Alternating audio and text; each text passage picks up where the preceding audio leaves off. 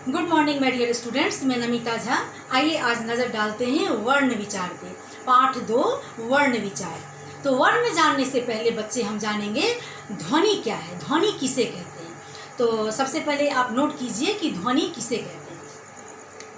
तो प्रश्न में आप बच्चे लिखिए ध्वनि किसे कहते हैं। उत्तर में लिखिए कोई भी वर्ण ध्वनि के द्वारा ही व्यक्त होता है। कोई भी वर्ण ध्वनि के द्वारा ही व्यक्त होता है। इसीलिए उच्चारण की दृष्टि से भाषा की लघुत्तम इकाई मतलब सबसे छोटी इकाई को हम ध्वनि कहते हैं। बच्चे, ध्वनि एक तरह की आवाज़ है जो हम मुख से बोलते हैं और आप सुनते हैं। जैसे क, ख, ग, ये हम बोलते हैं और आप सुनते हैं, तो ये मुख से निकलती है आवाज़ के द्वारा, तो इसे हम ध्वनि कहते हैं। इसी ध्वनि को एक प्रतीक चिन्ह का नाम दे दिया गया है। जैसे हम तो क मुख से बोले, तो अब देखिए जैसे क हम लिखे, इसी क को ले लीजिए, ख ले लीजिए, ग ले लीजिए, तो इसी क को प्रतीक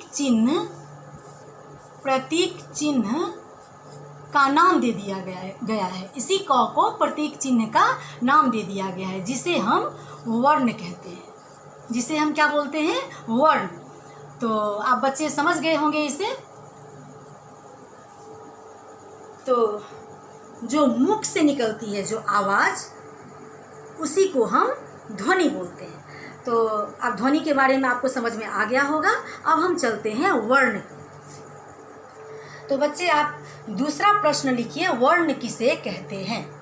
उत्तर में लिखिए भाषा की वह सबसे छोटी मूल ध्वनि, भाषा की वह सबसे छोटी मूल ध्वनि जिसके और टुकड़े ना किए जा सके, उसे हम वर्ण कहते हैं। जैसे अ और क।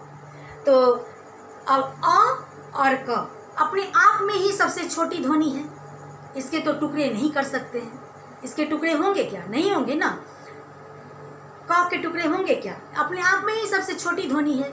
ख के टुकड़े भी नहीं होंगे।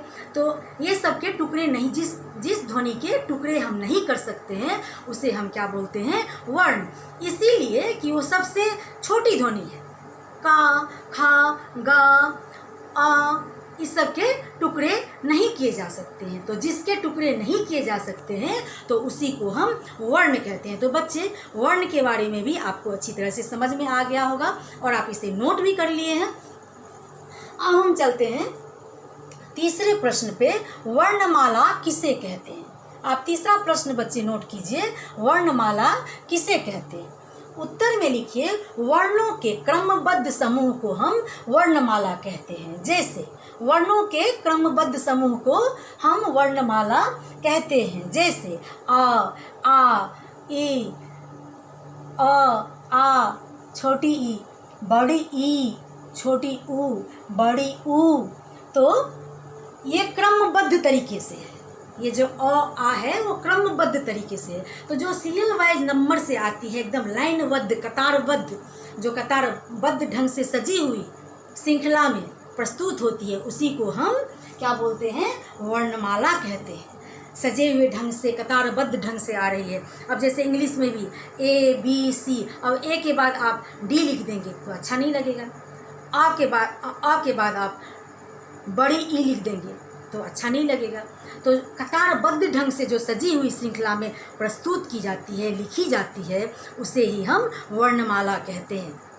मतलब अ के बाद क्या आना चाहिए? आ के बाद आ आना चाहिए। आ के बाद क्या आना चाहिए? तो छोटी ई आना चाहिए। छोटी ई के बाद क्या आना चाहिए? तो बड़ी ई आना चाहिए। इसके बाद छोटी ऊ आना चाहिए। इसके बाद बड़ी ऊ आना चाहिए। तो कतारबद्ध ढंग से आ रही है। तो जो कतारबद्ध ढंग से, देखिए, वर्णों के क्रमबद्ध मतलब जो कतारबद्ध ढंग से अच्छे सजे हुए श्रृंखला में वर्णों के क्रमबद्ध समूह को वर्णमाला कहते हैं। जैसे आ, छोटी ई, बड़ी ई, छोटी ऊ, बड़ी ऊ। तो बच्चे, आप वर्णमाला के बारे में भी आपको अच्छी तरह से समझ में आ गया होगा।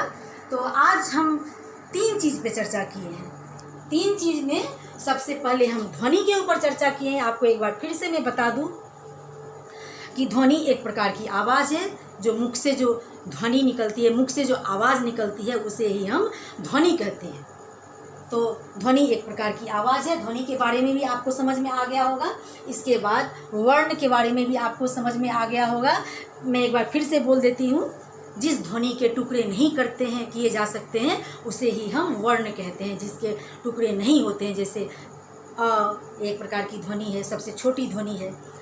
आ सबसे छोटी ध्वनि है। क सबसे छोटी ध्वनि है। ख सबसे छोटी ध्वनि है। तो जिसके टुकड़े नहीं करते हैं उसे हम वर्ण कहते हैं। फिर वर्णमाला के बारे में भी आपको अच्छी तरह से समझ में आ गया होगा।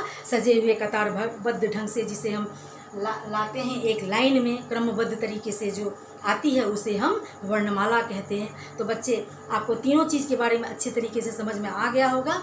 जहाँ भी आपको डाउट लगे, जहाँ भी आपको समझ में ना आए, आप हमसे कांटेक्ट कर सकते हैं। कांटेक्ट करके आप हमसे पूछ सकते हैं कोई भी चीज़, जो जहाँ भी आपको समझ में लगे कि ना नहीं समझ में आ रहा है, तो आप कांटेक्ट से पूछ सकते हैं। इसके आगे हम नेक्स्ट क्लास में चर्चा करेंगे। तो थैंक यू, धन्यवाद।